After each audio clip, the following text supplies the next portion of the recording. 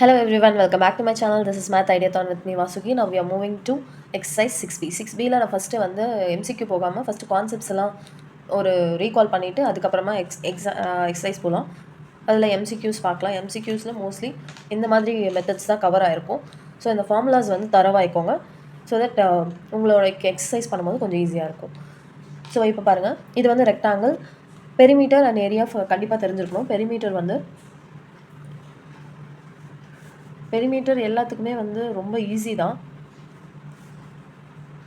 Perimeter வந்து first it is an outer boundary. இது வந்து எல்லாருக்குமே தெரிஞ்சிருக்கும். அது வந்து just adding all the sides வந்து பெரிமீட்டர்னு ஞாபகம் வச்சுக்கோங்க. Addition of all the sides வந்து பெரிமீட்டர்.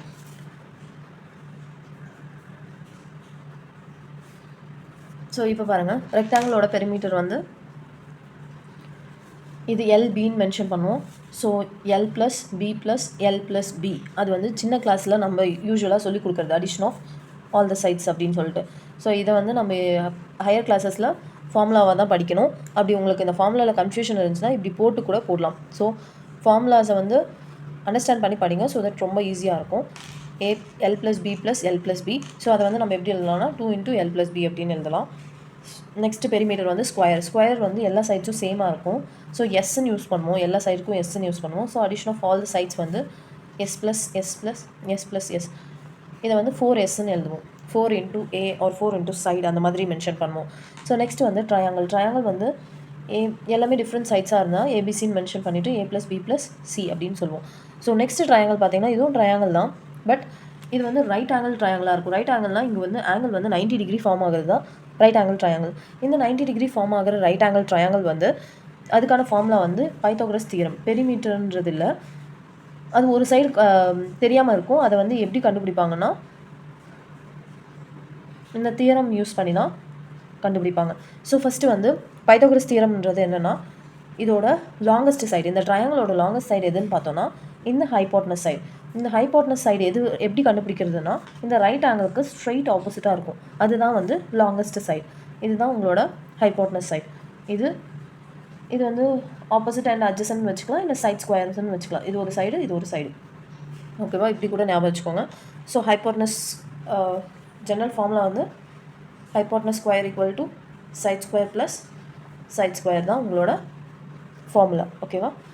நெக்ஸ்ட்டு இதோட ஏரியாஸில் பார்க்கலாம். பாருங்கள், ஏரியா வந்து மல்டிப்ளிகேஷன் ஆஃப் டூ சைட்ஸ் தான் வந்து ஏரியா. So L × B. இதோட ஏரியா வந்து S × S. ஜென்ரலாகவே ஹெரான்ஸ் ஃபார்முலா யூஸ் பண்ணுவோம். 3 சைட்ஸ் டிஃப்ரெண்ட்டாக இருந்ததுன்னா ஏரியா வந்து S × S - A, S - B, S - C ன்ட்டு ஹெரான்ஸ் ஃபார்முலா இங்கே யூஸ் பண்ணுவோம். ஆக்சுவலி ஏரியா கண்டுபிடிக்கிறதுக்கு எஸ்ன்றது A + B + C/2. ஓகேவா? இதுதான் வந்து ஹெரான்ஸ் ஃபார்முலா. இந்த ஒரு நார்மல் ட்ரையாங்கிளுக்கு இப்படி தான் கண்டுபிடிப்போம். இது வந்து ஹெரான்ஸ் ஃபார்முலான்னு சொல்லுவோம்.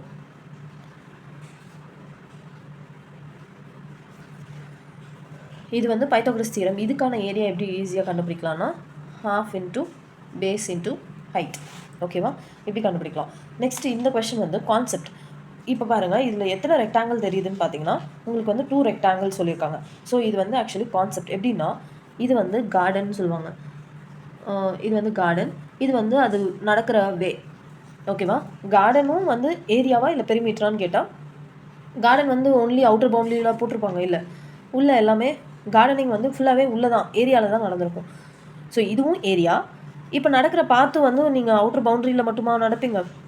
இது வந்து பாத்துன்னு சொன்னாங்கன்னா பாத் வந்து ஏரியாவா இல்லை பெரிமீட்டரா? பாத் வந்து கண்டிப்பாக ஏரியா தான். பிகாஸ் ஏரியா உள்ளே தான், இங்கே தான் நடப்பீங்க.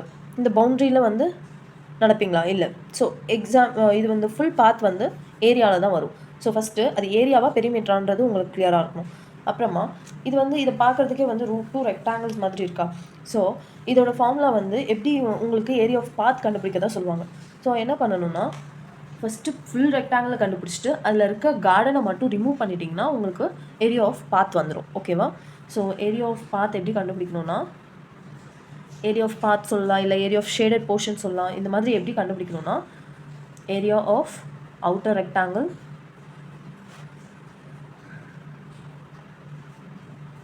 Minus area of inner rectangle. ஓகேவா? இதுதான் வந்து ஏரியா ஆஃப் பாத். ஓகேவா? இது கிளியராக இருக்கா? ஸோ நெக்ஸ்ட் கான்செப்ட் வந்து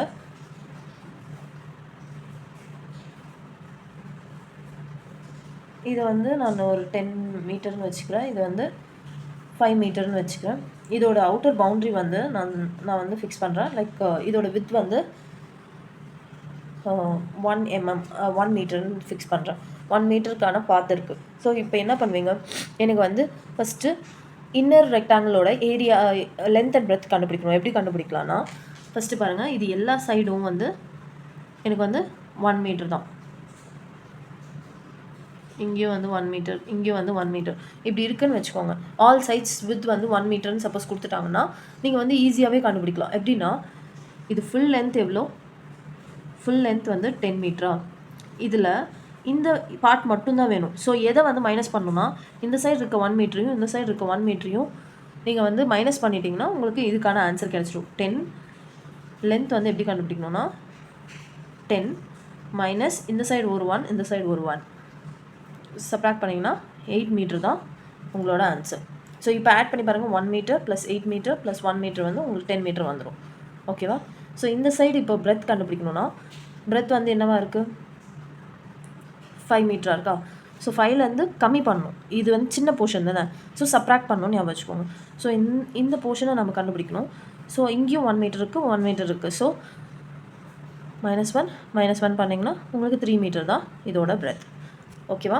இது கான்செப்ட் கிளியராக இருக்கும்னு நினைக்கிறேன். நெக்ஸ்ட் கான்செப்ட் பாருங்கள்.